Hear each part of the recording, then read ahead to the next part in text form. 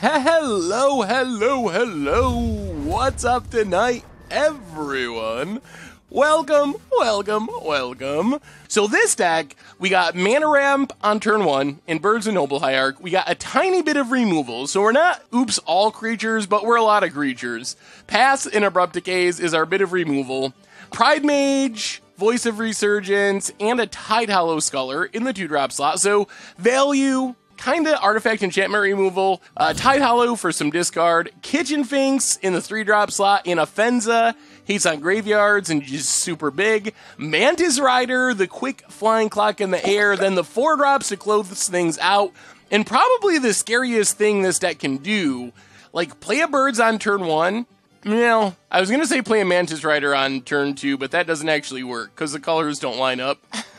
But play something! A Kitchen Finks, I guess, into Falkenrath Aristocrat, I don't know. Sideboard-wise, we have more creatures like crazy. Gaddock Teague, Spell Queller, some hosing of spells, a bunch of Tidehollow Scullers to pick apart our opponent's hand in combo matchups. Sin Collector, same thing, a little more expensive. Sigarda, unkillable, very hard to deal with in slower matchups. Staticasters to take care of those pesky Lingering Souls tokens. Fulminator Mages to deal with Tron lands in specific. And some Stony Silences. So this is what we're battling with tonight. Alright. Turn 2 Tidehollow, turn 3 Aristocrat. Opponent passes. Oh, Lord Almighty. This one's looking pretty over for us. Good God, this hand is insane. So, let's Tidehollow our opponent. Things are looking good. Looking good. Get to take something from our opponent's hand. Make sure they can't kill a Falcon Mom. Master of Waves, Vapor Snag, Silvergill. So if we take Vapor Snag, our opponent Silvergill's revealing Tidebinder to draw a card. I guess we gotta take Snag. Play Birds of Paradise, pass a turn. There's the Mutavault. There's Silvergill Adept. No more lands, please. Oh my goodness. Oh, Trips Mom. Well, having a hard time imagining that anyone's gonna beat Falkenrath Aristocrats 3 turns in a row. Even if our opponent taps one down because they draw an island, I still don't know if that's going to matter. It is the Mom Parade. Opponent did not draw land, gets in with Silvergill. I think we will not block that with our Tidehollow Sculler. We'll take the damage. Aether Vial, not relevant. And, I mean, we're going to keep going. We could leave up Spell Queller, but we're just going to push our advantage here. Mom number 2. Oh, our poor opponent. Oh, they top decked another Vapor Snag. All right. Well, good draw. I don't think it's going to matter in the end, but get in for 6. Put our opponent to 10. This does mean our opponent's not technically dead on board. Opponent can't stop the moms. Opponent does get a land, so they can tap down an Aristocrat. Yep. I think they're just too slow. They're going to be able to Master of Waves potentially next turn. Still, I'm just not convinced on any of this mattering.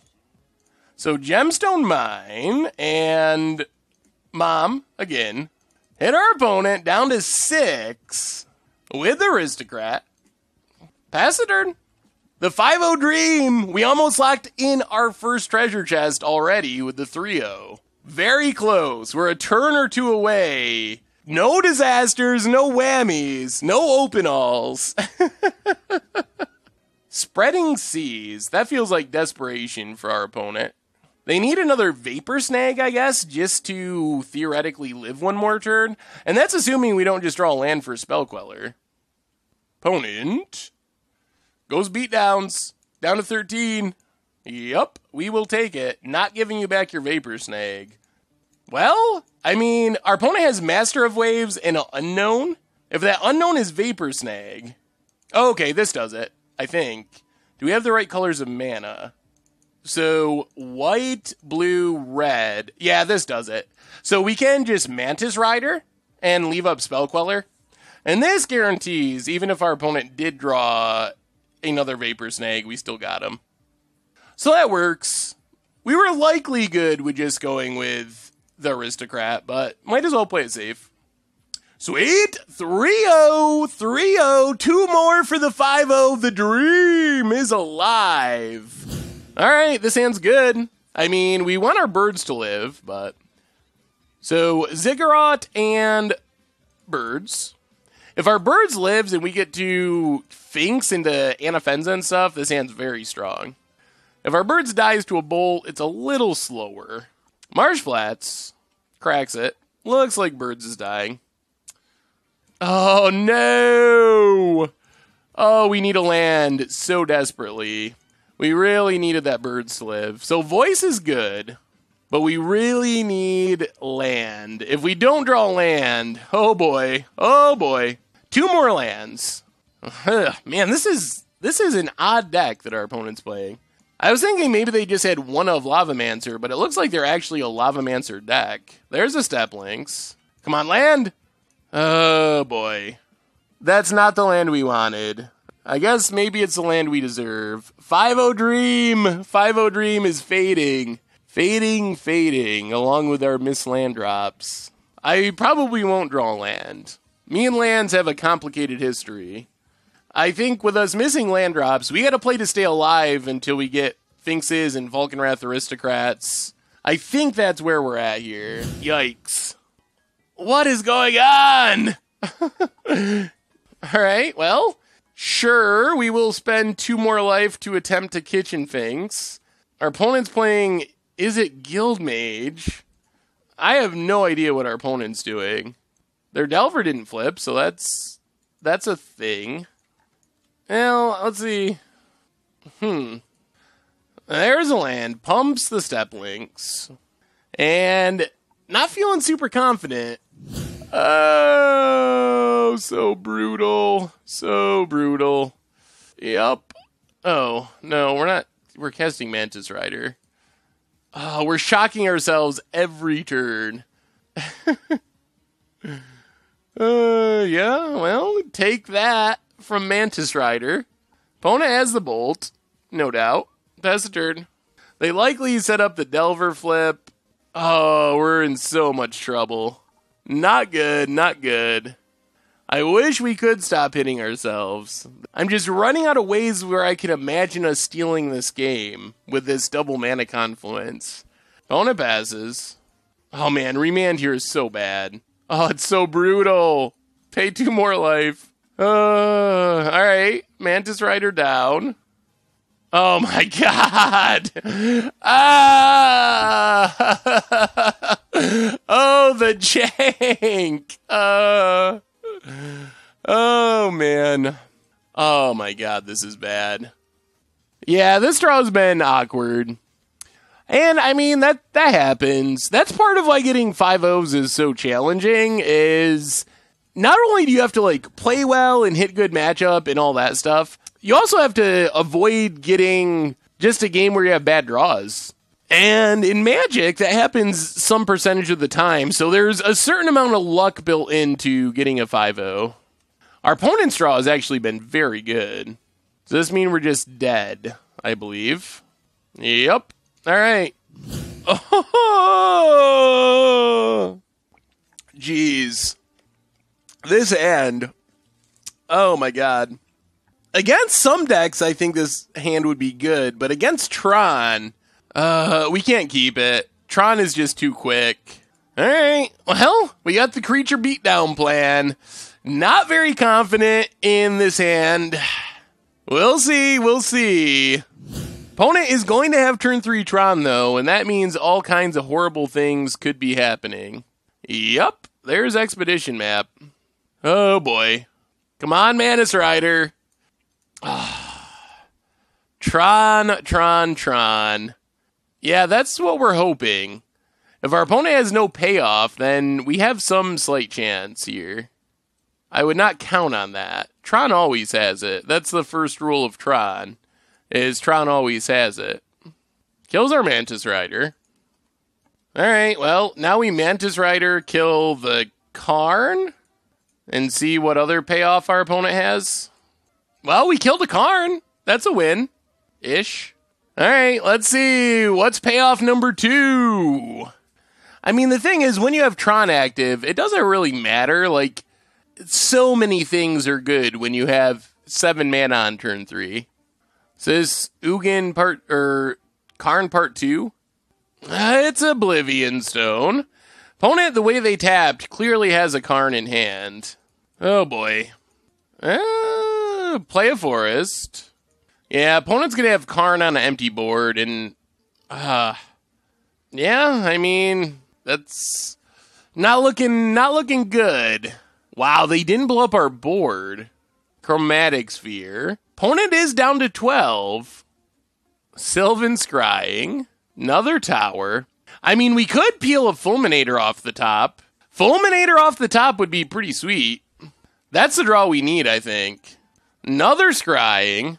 Oh my goodness. Fulminator? Tide Hollow. Well, let's get in with Mantis Rider. Put our opponent to 8. Opponent cracks it. Oh, man. All right, I mean, I guess it's just Tide Hollow Sculler? Wait on the Rhino? Try to get rid of their payoff? Could this really work? Tide Hollow. Not going to work. Opponent has double Nature's Claim, and Tide Hollow happens to be an artifact creature. There is no getting around that, no matter how hard we try. Man, our opponent's hand was bad too, but bad with an Ugin isn't actually bad. It's good. There's the Ugin. Kills our Hierarch.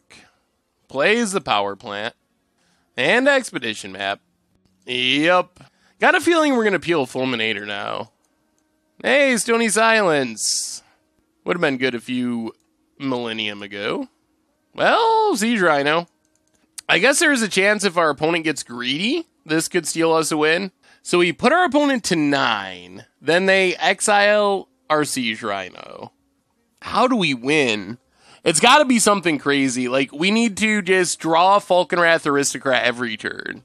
Something along those lines. Gives us a slight chance of winning. Cracks the map. What's...